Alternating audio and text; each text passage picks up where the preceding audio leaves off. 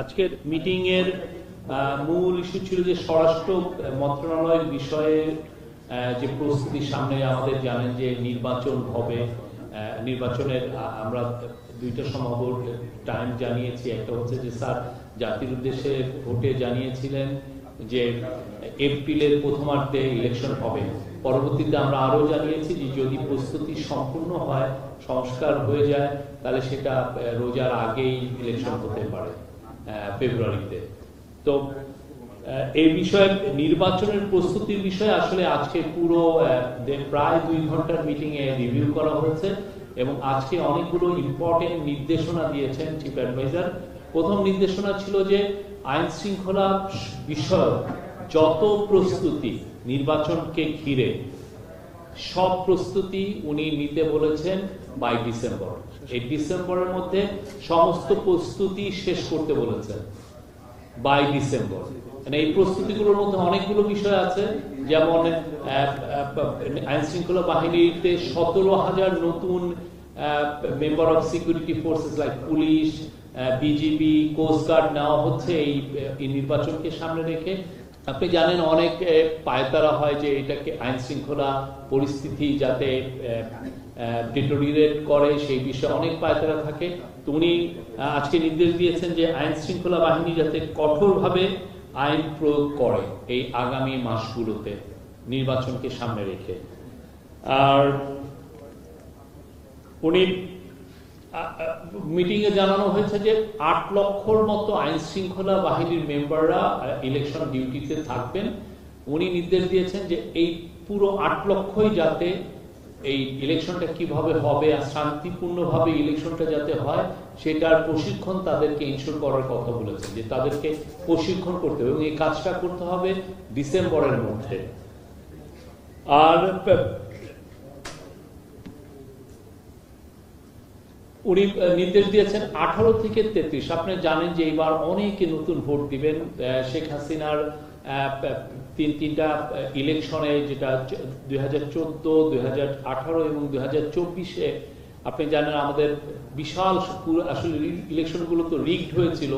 এই বিশাল আমাদের ইয়াং ছেলেমেয়েরা কেউ ভোট দিতে পারেননি।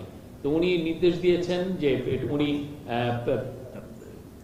মিটিংয়ে বলেছেন যে যাতে 18 থেকে 33 বছর বয়সীদের যাতে পৃথক একটা ভোটার তালিকা করা যায় সেটা একটু খতিয়ে দেখার জন্য বলেছেন এবং তাদের জন্য যাতে আলাদা ভোটিং বুথ রাখা হয় নির্বাচনী কেন্দ্রগুলোকে, সেটার জন্য উনি রেখেছেন। এটা অবশ্যই লজিস্টিক্যাল একটা বিষয়, সেটা যাতে তারা খতিয়ে দেখেন এটা কিভাবে ইনশিওর করা যায়।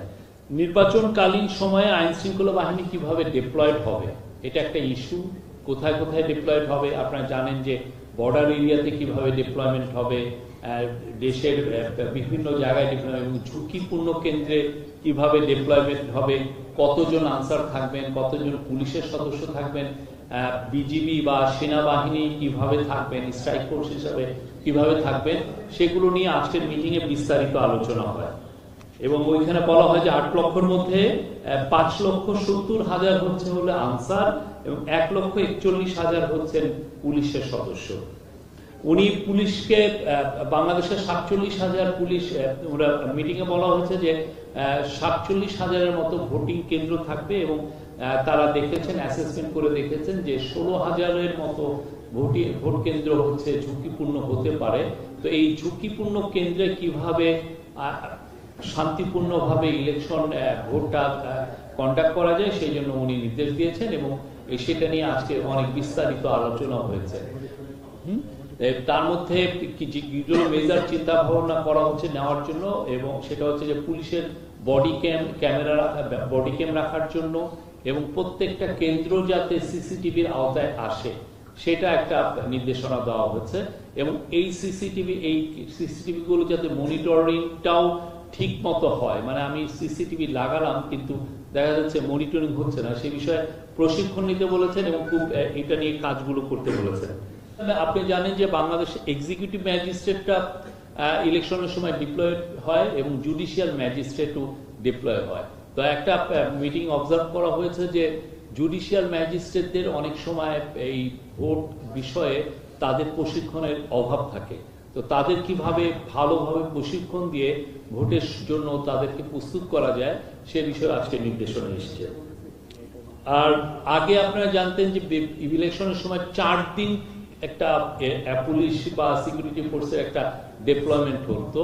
এবার বলা হচ্ছে যে এটাকে কিভাবে 7 দিনের মধ্যে ডেপ্লয়মেন্টটা করা, এবং যাতে করে নির্বিঘ্নে এবং ভোটের আগের কোনো ধরনের ভায়োলেন্সকে যেন এটা প্রতিহত করা যায়, এবং ভোটের পরেও যেন আইন শৃঙ্খলা পরিস্থিতি যাতে ডিটোরিয়েট না হয় সেটা লক্ষ্য রাখার জন্য কিভাবে 7 দিনের ডেপ্লয়মেন্টে কিভাবে হয় এটা নিয়েও আজকে যথেষ্ট আলোচনা হয়েছে।